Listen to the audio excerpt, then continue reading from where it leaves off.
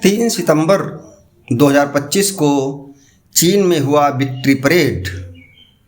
Xi Jinping ने ये दिखाने की कोशिश की कि हम दुनिया के ताकतवर देश हैं और अब अमेरिका की दादागिरी नहीं चलेगी। अमेरिका की वर्चस्व वाली दुनिया अब नहीं रहेगी। अब चीन की बात भी उतनी ही मजबूती सुनी जाएगी।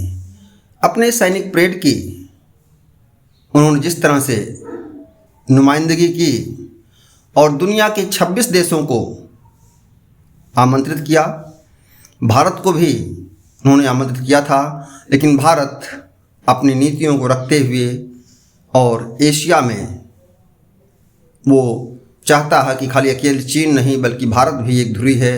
साथ में वो जापान को, जो चीन का विरोधी है और जिस पर 3 सितंबर 1945 में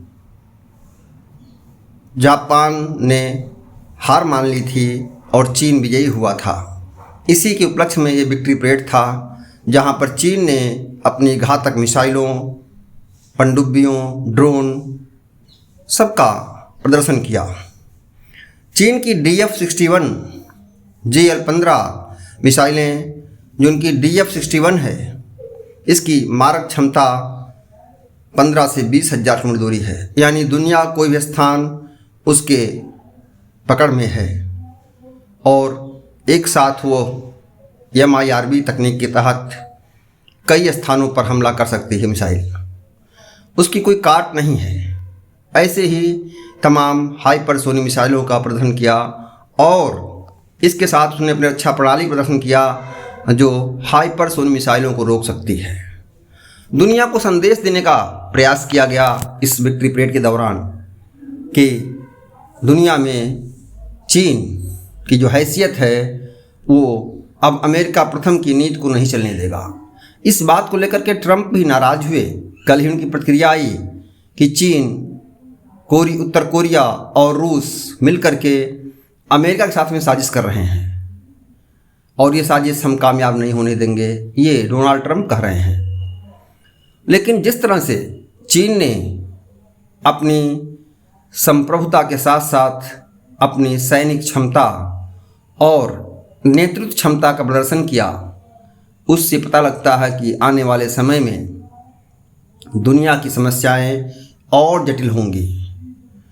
दुनिया मानवता पर कम, विनाश पर ज़्यादा काम करेगी और इस विक्ट्री परेड का यही मतलब था। साथ ही चीन की जो वर्चस्व वाली नीति है उसे दिखाने का प्रयास किया गया।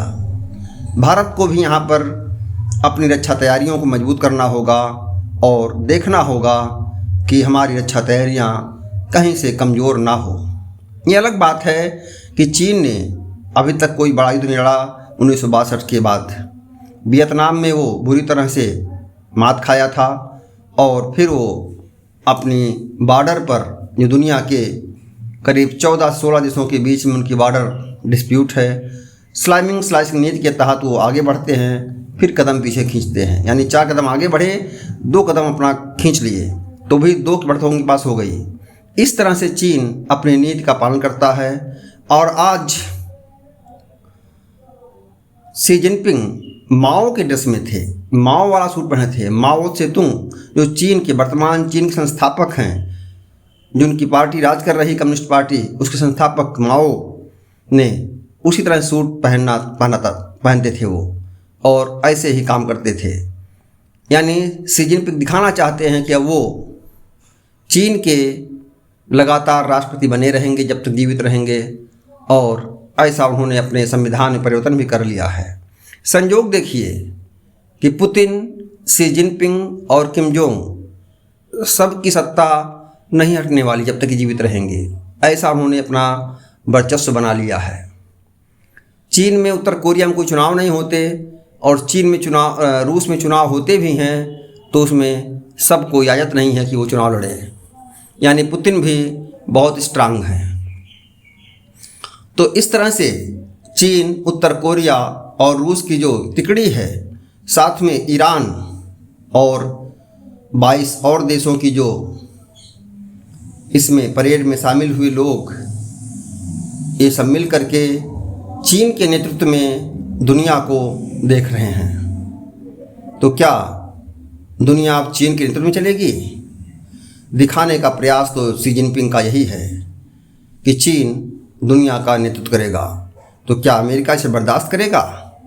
बड़ी बात यह है कि नाटो का देश स्लोवेनिया भी इसमें शामिल रहा इस परेड में। नाटो यानी अमेरिका के नेतृत्व में नाटो, उसका देश अगर चीन की परेड में शामिल है तो फिर बात बड़ी है। यानी नाटो एकजुट नहीं है, या फिर नाटो देखना चाहता हो कि यहाँ पर क्या हो रहा है, ये अलग बात है। लेकिन जिस तरह से चीन के नेतृत्व में 26 देश एक साथ आए, वो एक बड़ी बात है और एक प्रकार से चीन का नेतृत्व इन देशों ने स्वीकार किया।